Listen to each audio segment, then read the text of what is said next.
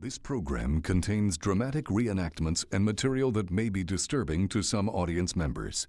Viewer discretion is advised.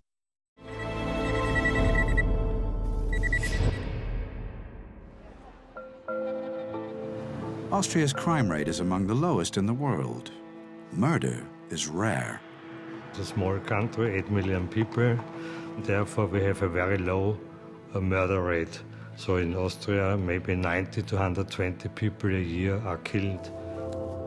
1990, a woman's body was found in Vorarlberg, Western Austria. The victim was 31-year-old Heidi Hammerer. She'd been strangled with her pantyhose tied in a slip knot.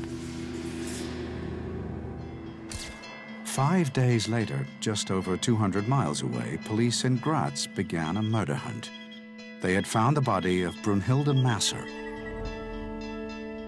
Wolfgang Wladkowski led the murder investigation. Die ist in einem Wald entdeckt worden. The body was discovered in a forest, partially buried and covered with leaves.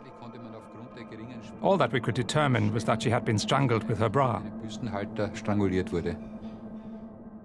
As they started to search for clues, another woman from Graz, Elfriede Schrempf, vanished.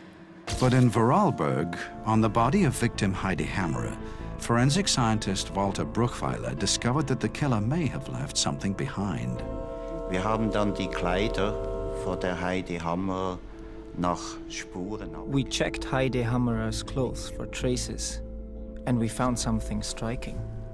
We noticed that there were red fibers on some of her clothing, a great many of them. Rote Fasern hafteten, und zwar in einer großen Anzahl. The fibers didn't match anything Heidi Hammerer was wearing. Das wurde dann zu unserer Leitfader. Das wurde zu unserem, die Faser, die uns That was our main clue.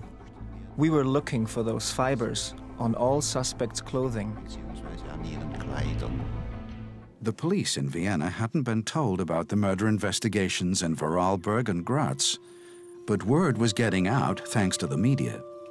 The detectives from all over Austria were brought together in the country's first nationwide investigation. Austria's biggest murder hunt had finally begun. The police spoke to Rudolf Prem, whose wife, Regina, was one of the missing prostitutes. She said she was going out to meet a wine dealer. Normally, she would phone the house every 2 or 3 hours, but then she didn't call anymore. The next day, I went to the police and reported her. Den nächsten Tag bin ich dann auf die Polizei gegangen, da war abgängig und so Anzeige gemacht. Ne? Sie hat alles fürs Kind gemacht. She did everything for the child. She was there for the child 100%. If there was something wrong, she would run to him straight away.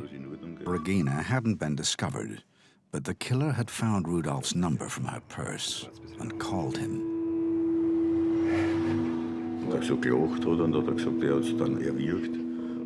He laughed, and he said that he strangled her, and her long legs were thrashing about, and she cried.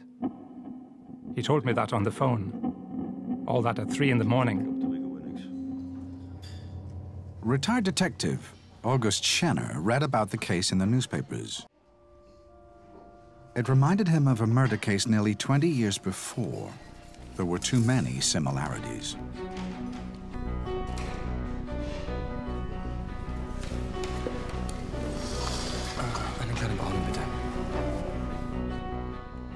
Schenner thought the killer was the famous journalist, Jack Unterweger.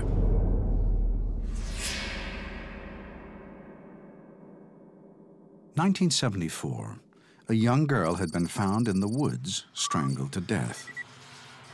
Jack Unterweger was convicted of her murder. Schenner believed he was killing again. The difference was the girl was not a prostitute, and it was a victim who he knew personally. No one on the task force could believe Jack Unterweger was the serial killer. Unterweger was a writer and broadcaster. He'd interviewed prostitutes and the police about the case. He had become famous while in prison. He wrote plays, and his autobiography became a bestseller. He was celebrated as a reformed prisoner. Unterweger was put under surveillance. He was followed until he went on vacation. Surveillance turned up nothing. 7 months after her disappearance from Graz, the remains of Elfriede Schrempf were found in a wood. A ligature made from her clothing was tied around her neck. The police wanted to know where Jack Unterweger had been when she went missing.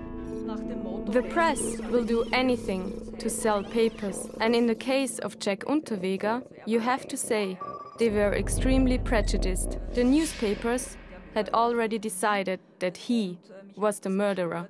I thought it was wrong that Unterweger was being portrayed as a murderer from the outset, without any chance of defending himself.